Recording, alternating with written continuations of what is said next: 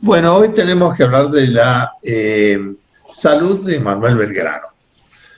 Hay varias cosas que hay que decir antes de empezar a hablar de la propia salud de Belgrano. En realidad, las patobiografías de los héroes siempre han traído o han atraído la atención de los historiadores y del público en general.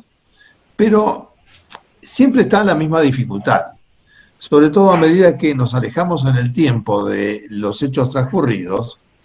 Lo que pasa es que hay dificultades para interpretar los síntomas, la descripción de los síntomas, la terminología médica que es distinta, los tratamientos que ya no se hacen, y porque no hay un diálogo que sea semánticamente igual entre el historiador actual de la medicina y aquel médico de aquella época que usa términos y que usa nociones que en este momento ya no se utilizan.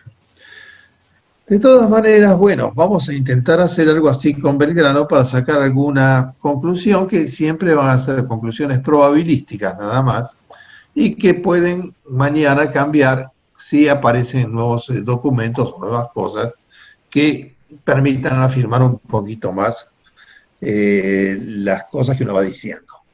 Belgrano nace en 1770 acá en Buenos Aires, en el hogar de Domingo Belgrano y Peri, que después se transformó en Pérez, que era un nativo de Costa Donelia, en la Liguria, era un genovés, y de una madre Casero, que era de apellido Casero, que era criolla. El hogar era un hogar realmente de clase media alta, la gente adinerada, y el padre lo manda a estudiar primero acá en los colegios necesarios para hacer la instrucción primaria y secundaria, y luego lo envía a los 16 años a estudiar Derecho en Europa, en España. En España se recibe, empieza a trabajar, tiene una actuación muy importante porque él se empapa de las ideas de los fisiócratas, de Quesnay especialmente, y de algunas otras ideas de los nuevos filósofos de la Revolución Francesa. Eso no era muy bien visto en ese momento, pero también era algo de avanzada que permitía traer nuevas ideas y nuevos intentos de mejora en todas las colonias españolas de América. Es sabido que Belgrano eso lo hacía y que podía leer, porque tenía permiso del Papa, para leer libros que anteriormente estaban prohibidos. El caso es, por ejemplo, en la Biblioteca Nacional, los 3 tomos de Destutt de Tracy, el Tratado de Ideología, que hace muchos años, ahora 40 años, yo los tuve que consultar. Me encontré en uno de ellos la firma del dueño, porque yo pensaba, ¿quién fue el que trajo este libro hasta Buenos Aires? Y cuando leo la firma del dueño decía Manuel Belgrano.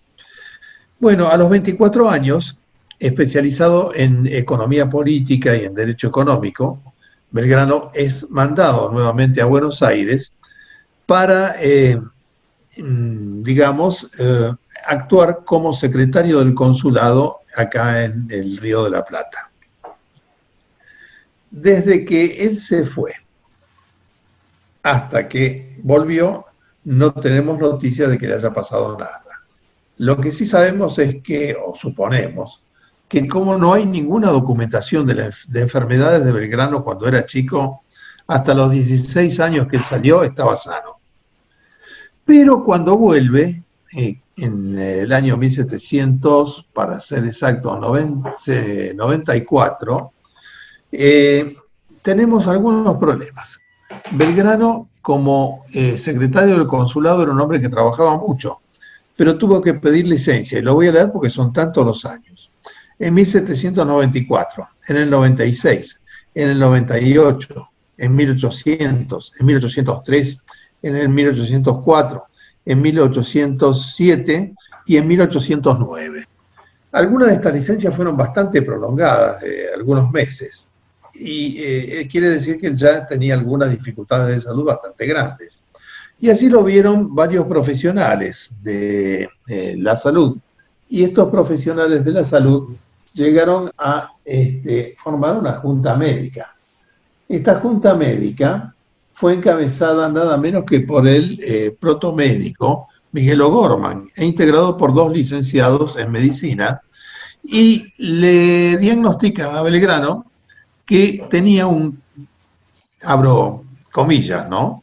Un vicio sifilítico con agregado con los aires del país.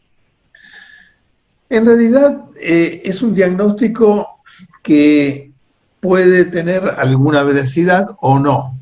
La gran contra que tiene es que ninguna de las parejas de Belgrano fue sifilítica, no las contagió, y ninguno de sus hijos tuvo heredosífilis. Es decir, que pudo haberse confundido la Junta esa enfermedad con alguna otra cosa. Lo cierto es que Belgrano desde ese momento empieza a manifestar varias cosas.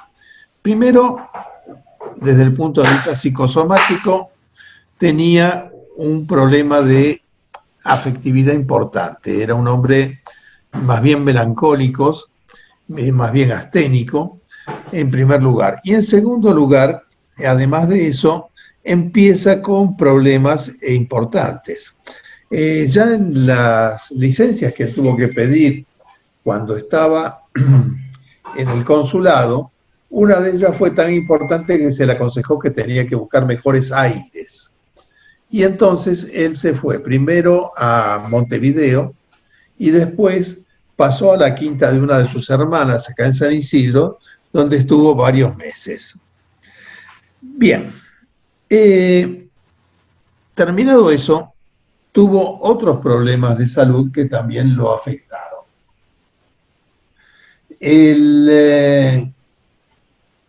Otro problema importante de salud de Belgrano fue que desde el año 1800 aproximadamente, otra vez lo tiene que atender O'Gorman porque se le han inflamado los conductos lagrimales, lo que nosotros hoy llamamos una dacriocistitis. Esa inflamación terminó con una obstrucción de los dos conductos lagrimales, una obstrucción importante, de tal forma que Belgrano no podía desagotar las lágrimas que normalmente van hacia la nasofaringe.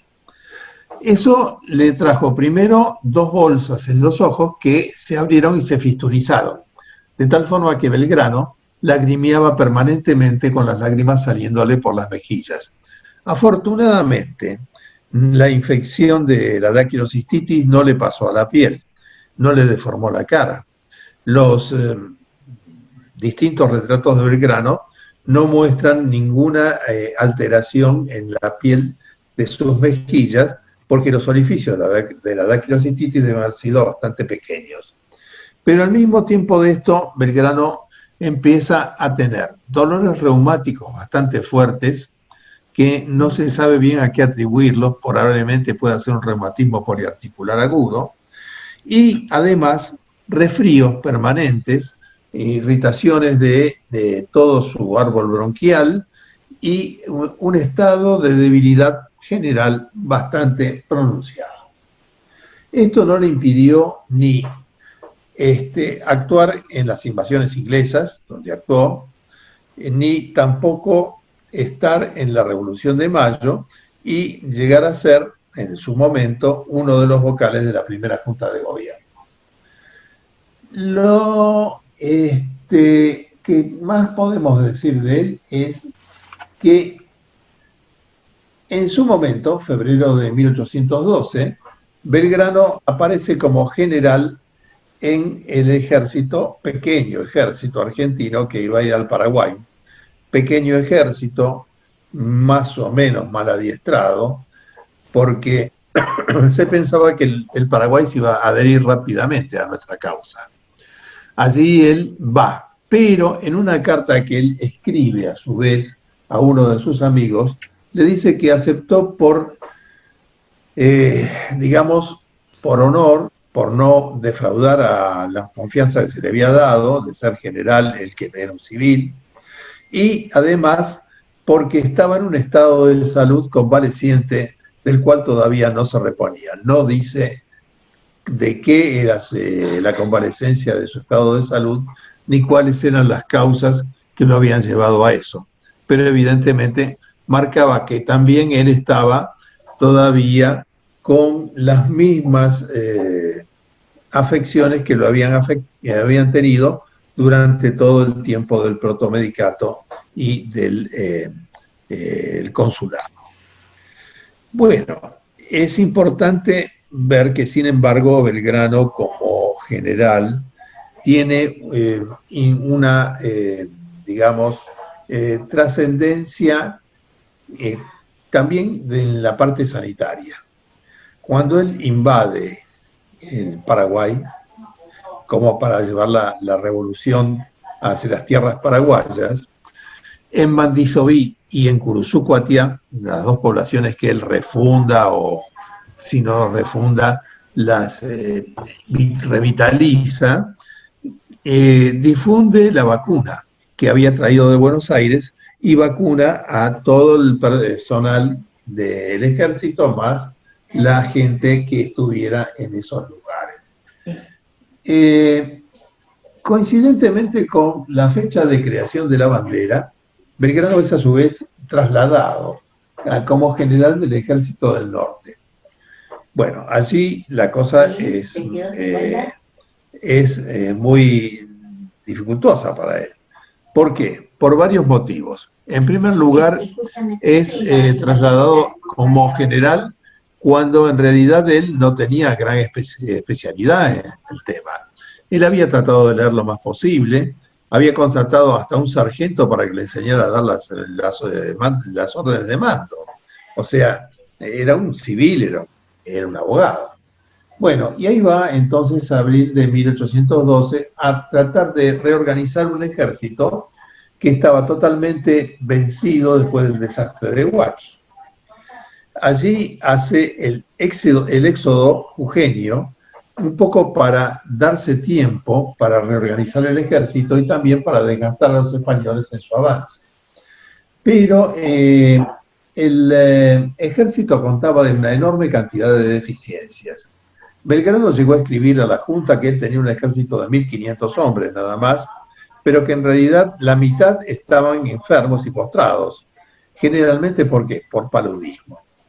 El paludismo se había apoderado de todo el ejército del norte y no alcanzaba la quinina que podían mandarle desde Buenos Aires, con lo cual nada había que hacer salvo que ponerle paños fríos y aguantar las crisis palúdicas, de las cuales la gente se debilitaba cada vez más. Inclusive en el año 1813, después de la batalla de Tucumán, ya podemos decir que Belgrano también tiene fiebres tercianas. Pese a todo esto, Belgrano desobedece la orden de retroceder hasta Córdoba y da la batalla de Tucumán. Bien,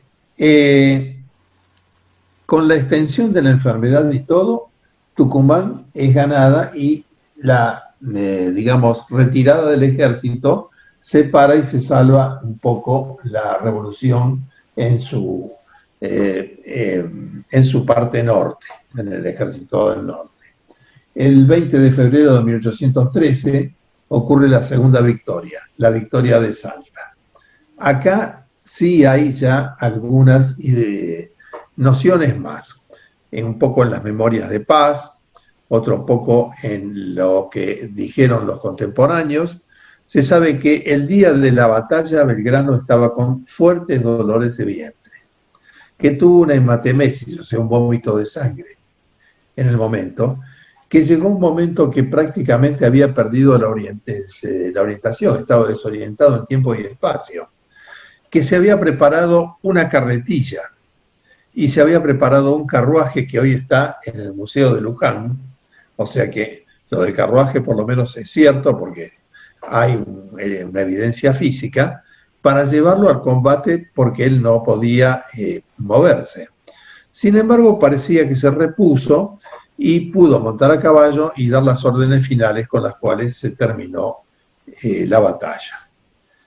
Luego viene Vilcapugio y Ayohuma, las grandes derrotas. Belgrano retrocede, es llamado a rendir cuentas a Buenos Aires, donde se iba a abrir un juicio por su actuación en el Ejército del Norte. Está la entrevista de Yatasto con San Martín, y Belgrano, pese a sus dolores, vuelve a Buenos Aires, ya acompañado del doctor Redhead. Es tan importante la figura de Redhead como médico de Belgrano que merece que uno pueda decir algo de él. En realidad, Redhead es un hombre que en 1804 declaró en Buenos Aires que él era norteamericano, aunque casi todas las evidencias es que él era realmente un escocés al servicio del gobierno británico. Había entrado en 1790 y algo en el Río de la Plata como naturalista, tal vez espía, tal vez agente del gobierno británico, y se había instalado en el norte para hacer justamente sus estudios de naturalismo.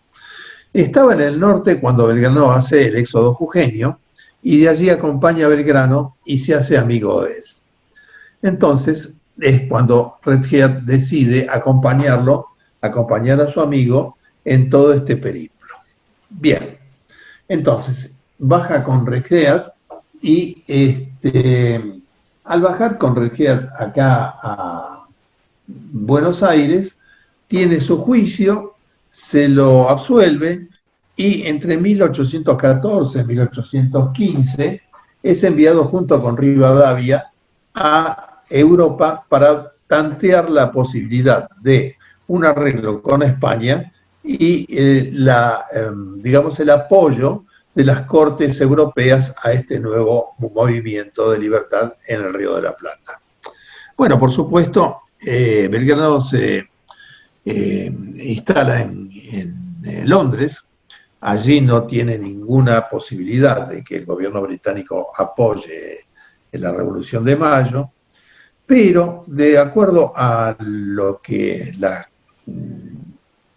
correspondencia de él sobre todo, parecería que una vez alejado de la zona palúdica no tuvo más ataques palúdicos, que eran los típicos de las tercianas cada 3 días. Bien. Vuelve de su viaje y se le vuelve a encomendar el mando del Ejército del Norte. Allí es donde empieza nuevamente el problema de Belgrano, el problema de salud. En la vuelta del Ejército del Norte, al Ejército del Norte. ¿Por qué? Porque los años de 1819 comienza a marcar el deterioro importante de su salud. Belgrano va al Ejército del Norte, luego trata de reorganizarlo, el ejército era un desastre, estaba totalmente abandonado.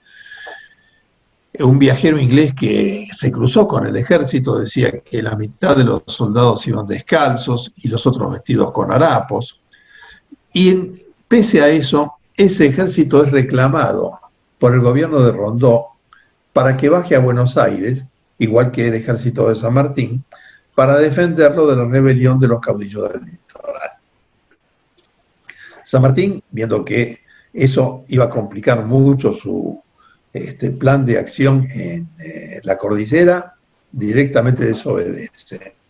Y Belgrano se baja con el ejército hasta Cruz del Eje, pero allí se queda en el norte de Córdoba, porque él temía que su ejército se desbandase y lo único que lo mantenía era el prestigio del general. Allí en esa zona, Belgrano trata de invernar, y en el momento de tratar de invernar es cuando empiezan los grandes problemas de él. Tiene una hinchazón completa del cuerpo, el vientre, le falta la respiración, llega a tener tal falta de respiración que no puede dormir más acostado, la disnea, o sea, la falta de aire, lo obliga a dormir en ortopnea, o sea, dormir sentado, para que el diafragma baje un poquito más y pueda respirar el paciente. Las piernas están deformadas, su cuerpo está abultado, regordete, y su capacidad de mando muy pobre. Él mismo en una carta con un amigo le dice que ni siquiera puede montar a caballo sin ayuda, que no le responde la pierna, una de las piernas, y que tiene un pulmón enfermo. En agosto, en medio del frío, y él viviendo en una ranchería, la cuestión fue tan terrible que se llegó un momento de pensar si no había que llevarlo a Córdoba. Él se hace ver por el doctor Francisco de Paula Rivero, que sí dice que tiene que dejar el mando del ejército, y el doctor Castro, que era el gobernador de Córdoba, que también era médico, le dice, véngase acá a la ciudad. Y él le contesta, mire, no puedo. Acá hay una capilla donde se entierran los soldados que mueren. También se puede enterrar un general. De todas maneras, en septiembre, ya totalmente enfermo, decide dejar el mando, el ejército se disuelve, se va a las guerras civiles, casi todo, que era lo que él temía, y él va a Tucumán. En Tucumán él pensaba que iba a estar bien porque estaba el recuerdo de sus viejas hazañas. Volvía el doctor Reget, que en ese momento estaba con Güemes, y se iban a encontrar en Tucumán, y aparte él iba a conocer una hija que había nacido unos meses antes de un romance que él había tenido con una señora tucumana. Cuando llega a Tucumán encuentra varias cosas. Primero, que la novia que había tenido en Tucumán se había casado para evitar tener la vergüenza de una maternidad soltera. O sea que él veía a su hija, pero muy relativamente, y la mujer no lo podía cuidar. En segundo lugar, que el ambiente político había cambiado, se hizo incluso una asonada contra el gobierno provincial para evitar que Belgrano tomase parte de la defensa de la constitucionalidad del gobierno. Lo que se hizo fue ponerlo preso. Redhead pudo llegar a evitar que le pusieran grilletes en esas piernas que ya no le calzaba ningún grillete, y Belgrano tiene que pensar en volver a Buenos Aires, pero volver sin dinero, estaba absolutamente sin blanca.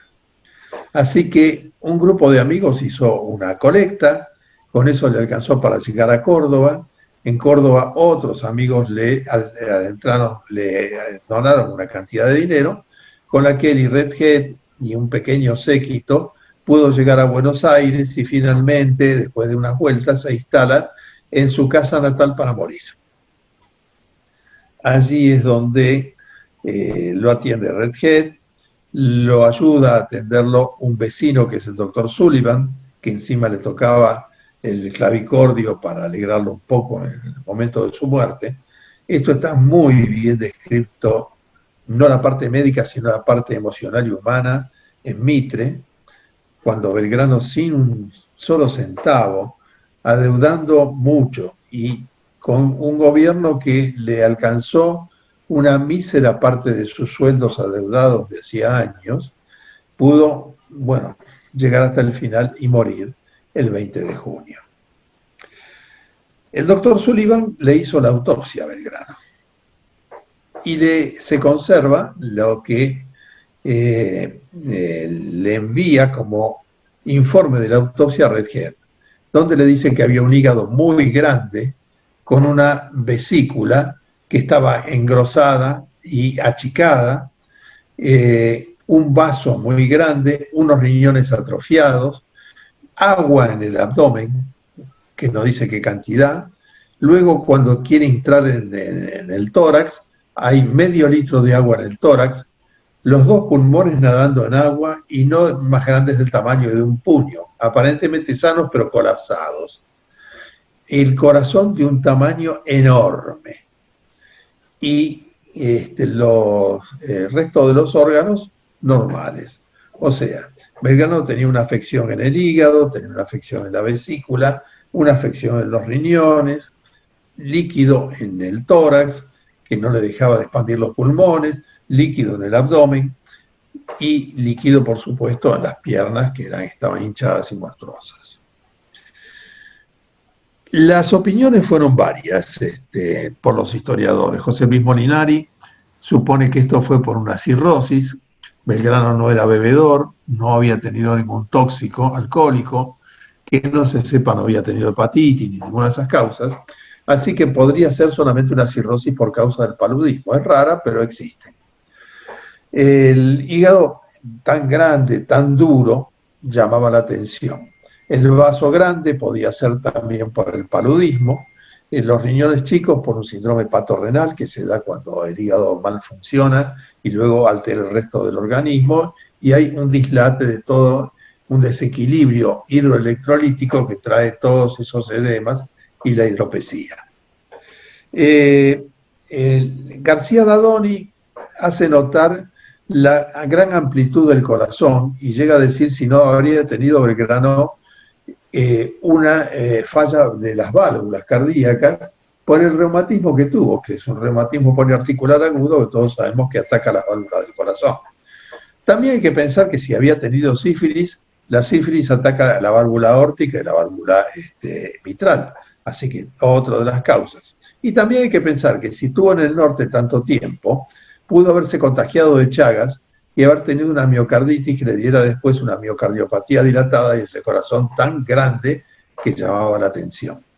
Finalmente, Bussi llega a pensar que Belgrano muere de un hepatoma, o sea, de un cáncer de hígado con metástasis múltiples, lo cual no es incompatible con la tesis de Molinari, porque la cirrosis generalmente cursa sola, pero muchas veces, o en ocasiones, produce también un hepatoma, o sea, un hepatocarcinoma hepático, que puede dar todas las metástasis que explicaría el cuadro de Belgrano. Para terminar, su entierro fue mínimo. No tenía plata para nada. La lápida que estuvo primero en el piso del convento de Santo Domingo era nada más que la tapa de una cómoda que había en la casa de una hermana de Belgrano. El sepelio fue paupérrimo, fúnebre y tétrico, según el padre Castañeda, que es el único que lo describió, porque el cabildo de la ciudad, que había prometido hacerle un entierro de Estado, no lo hizo. Y entonces un hermano de Belgrano, que era cura, después de 2 o 3 días, le hizo un funeral para la familia y un par de amigos que lo ayudaron. El único diario que dio la noticia fue El Despertador Teofilantrópico del padre Castañeda, que llama a ese entierro un entierro fúnebre, tétrico, triste y pobre. Esto es lo que le pasó a Belgrano y lo que podemos saber así en un vuelo de pájaro de su salud. Yo terminé una descripción de esto con una pregunta de un libro de anatomía patológica que hace 50 años yo tuve que estudiar cuando era estudiante. Cuando hablaba cuando hacía una autopsia y veía todo lo que tenía un paciente, el libro terminaba con este consejo: los estudiantes no piensen cómo y de qué se murió este hombre, piensen cómo pudo vivir hasta ahora con todo esto que tenía. Y esto es un poco la idea que nos da Belgrano, cómo tuvo una resistencia pese hasta su melancolía que lo acompañó hasta el final, una resistencia tal como para poder tratar de cumplir con sus deberes pese a todas las enfermedades que desde joven lo acompañaron hasta su muerte. Bueno, eso es todo. Gracias.